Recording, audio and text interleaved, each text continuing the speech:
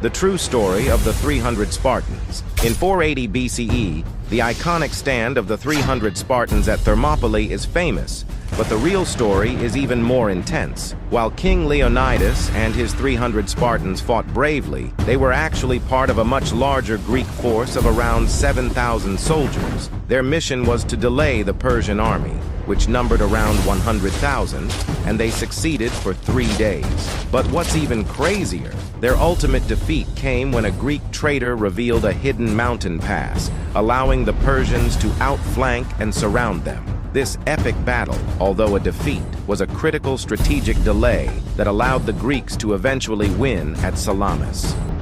The truth about Balian of Ibelin in Kingdom of Heaven. While the film presents him as a noble Frenchman and reluctant hero, the real Balian was a native of Ibelin, a legitimate son of Barisan, not a bastard of Godfrey. Far from the film's romance with Princess Sibylla, he was married to Maria Comnena. During the Battle of Hattin, Balian fought bravely, but the film's depiction of his heroic defense of Jerusalem is dramatized. The historical Balian did indeed negotiate the surrender, but his true strength lay in his diplomacy and resilience. He was a revered knight whose real-life actions saved many lives, not through grand battles, but through wise negotiations with Saladin. The stark contrast between cinematic myth and historical reality, where the legend of Balian stands as a testament to chivalry and diplomacy in the face of overwhelming odds. The last Japanese soldier finally surrendered in 1974. Imagine thinking a war is still ongoing, nearly 3 decades after it ended. This was the reality for Hiroo Onoda, a Japanese intelligence officer who finally surrendered in 1974. Onoda was stationed on Lubang Island in the Philippines during World War II. When the war ended in 1945, he and his comrades dismissed the news as enemy propaganda. For 29 years, Onoda carried out guerrilla activities, living off the land and avoiding capture. Attempts to convince him the war was over, including leaflet drops, failed miserably. It wasn't until his former commanding officer personally traveled to the island to relieve him of duty that Onoda believed the truth. His surrender marked the end of one of the longest military holdouts in history, a testament to unwavering duty and the complexities of war. In the shadowy streets of 14th century Europe, a terrifying figure emerged, the Plague Doctor. Clad in long, dark robes and eerie beaked masks, they were a symbol of hope and horror. People believed these beaks, stuffed with aromatic herbs, could purify the poisonous air of the Black Death. But they were wrong. The real terror lay in the unseen killer, bacteria that no mask could ward off. This macabre uniform, meant to save lives, became an icon of death itself. The strange and haunting beak was a futile shield in a time of overwhelming fear and darkness. What would you do if you were left alone on an uninhabited island? Meet Alexander Selkirk, the real-life Robinson Crusoe. In the early 1700s, Selkirk was marooned on a deserted island after a fierce argument with his ship's captain. Armed with nothing but his wits, he survived alone for 4 years. Selkirk battled hunger, tamed wild goats, and even built his own shelter. When rescued, he wore clothes made from animal skins and spoke a language mixed with Spanish and English. His tale of resilience and survival inspired Daniel Defoe's legendary novel. Selkirk's story proves truth is often stranger than fiction. The man who tricked Hitler with fake intelligence. Meet Juan Pujol Garcia, the master of deception. You see, Garcia was an expert at using false intelligence. He tricked Hitler with a network of fictitious spies, feeding the Nazis fake information. His elaborate ruse was crucial for the success of D-Day, leading the Nazis to believe the invasion would happen elsewhere. Garcia played both sides, gaining the Nazis' trust while secretly aiding the Allies. His cunning and bravery helped turn the tide of the war and saved countless lives. It's not wrong to say that the secret to the Allies' success was this incredible double agent, Juan Pujol Garcia. The strangest beauty practice in history. In ancient Rome, women used to apply a mixture of lead and vinegar to their faces as makeup. This concoction, known as cerussa, was meant to give them a pale and smooth complexion, which was highly fashionable at the time. But here's the kicker. While it did achieve the desired look, it was incredibly toxic and led to severe lead poisoning, causing a host of health problems. Despite this, the practice continued for centuries, proving that the price of beauty can be dangerously high. This queen ruled with an iron fist and a venomous bite. Her name was Catherine the Great, and she was an absolute powerhouse. She ruled Russia in the 1700s, and her methods of maintaining control were nothing short of ruthless. Catherine was known for her vast collection of lovers, hand-picked from the elite of society.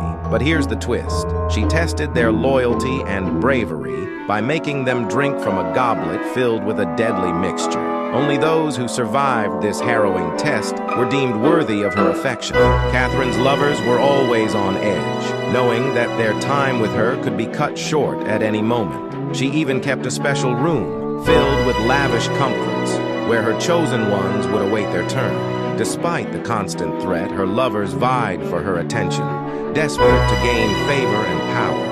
Nobody has told you this, but Halloween started as a festival to communicate with the dead. It all goes back 2,000 years to the Celts. They celebrated Samhain on October 31st, the end of harvest and the start of their new year. They believed on that night the barrier between the living and the dead was weakest, so ghosts could walk the earth. Huge bonfires were lit to keep spirits away. But then, the Catholic Church stepped in. By the 7th century, they tried to replace it with All Saints' Day on November 1st, blending the holidays. That's where All Hallows' Eve comes from, eventually becoming Halloween. When Irish immigrants brought their Halloween traditions to America in the 1840s, what started as harmless pranks turned into dangerous vandalism. That's when trick-or-treating was born, to stop the chaos by giving kids candy instead. What do you think? Let me know in the comments. Don't forget to like the video. For more stories like this, hit subscribe.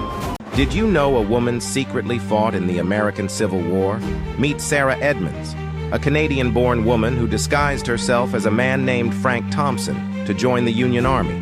As Frank, she served not only as a soldier but also as a nurse and a daring spy. She infiltrated enemy lines, gathering crucial intelligence that helped win key battles. After the war, she revealed her true identity in a memoir, shocking the world with her bravery and cunning. Recognized for her service, Sarah became one of the few women to receive a military pension. Sarah Edmonds' story is a hidden gem of history, reminding us that true courage knows no boundaries. Have you heard of Operation Valkyrie, the daring attempt to assassinate Adolf Hitler? On July 20th, 1944, a group of German officers, led by Colonel Klaus von Stauffenberg, executed a risky plan to kill the Führer and overthrow the Nazi regime. During a meeting at Hitler's Wolf's Lair headquarters, Stauffenberg smuggled a bomb into the conference room, set to detonate. The bomb exploded, but Hitler miraculously survived with only minor injuries. The aftermath was swift and brutal. The conspirators were hunted down by the Gestapo, tortured, and executed. In total, about 5,000 people were arrested, and hundreds were executed in a series of brutal reprisals known as the Night of the Long Knives II. Operation Valkyrie's failure not only solidified Hitler's power, but also highlighted the dangerous and desperate lengths to which some Germans were willing to go to end the war. Did you know that female gladiators, known as gladiatrices, fought in the arenas of ancient Rome? Unlike their male counterparts, these women warriors were rare and often seen as a novelty. Gladiatrices were usually slaves or prisoners of war, trained to fight in brutal combats. Despite their scarcity, they were equally fierce and skilled, battling in front of massive crowds. One of the most famous accounts involves Emperor Domitian, who organized nighttime games featuring female fighters to entertain and shock the audience. These battles weren't just for sport, they were a display of strength and defiance, challenging the traditional gender roles of the time. The existence of gladiatrices highlights the complex and often surprising facets of Roman entertainment and society. The most weird custom of every era. In ancient Rome, women bought pots containing gladiator sweat, believing it could improve their complexion when used as a facial cream. Sounds a bit extreme, right? Then, in ancient Egypt, they used crocodile dung as a contraceptive. It was somewhat effective not because of any magical properties, but because, well, it was a huge turn-off. Over in Viking territory, things took a dark turn. When a Viking chieftain died, a slave girl was chosen to join him in the afterlife. She had to perform sexual rites with a man from every household before being sacrificed by the village matriarch. Disturbing, but true. And the Ottomans? They had a brutal method to avoid succession wars. When a new sultan took power, he was entitled to execute all his male siblings. This led to a grim procession of coffins, many of them belonging to infants.